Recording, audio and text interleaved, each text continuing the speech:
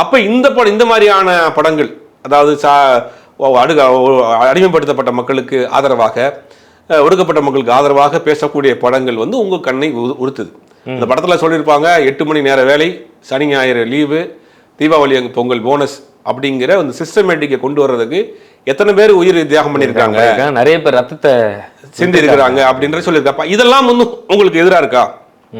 இப்போ நம்ம கேட்க வேண்டியது எல்லாமே இதெல்லாம் வந்து உங்கள் கண்ணையை உறுத்துது. அப்போ நீங்கள் யாருக்கு ஆதரவாக இருக்கீங்க? சாமானிய மக்களினுடைய பக்கம் நிற்க வேண்டிய நீங்கள் இது யாருக்கு ஆதரவாக நிற்கிறீங்க? இந்த படத்தில் அப்படி என்ன தவறான விஷயம் இருக்குது?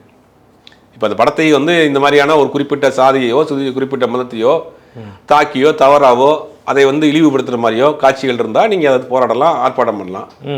இந்த படம் வந்து ஒடுக்கப்பட்ட மக்கள், பாதிக்கப்பட்ட மக்கள், தொழிலாளர் மக்கள் பக்கம் ஆதரவாக நிற்கக்கூடிய ஒரு படம். அந்த பக்கம் வந்து முதலாளிகள் ஒரு பக்கம் ஆதரவாக அந்த பக்கம் நிற்கிற படம். இந்த படத்தில் உங்களுக்கு என்ன அதில் வந்து இது வருது அப்படின்னு தெரியல.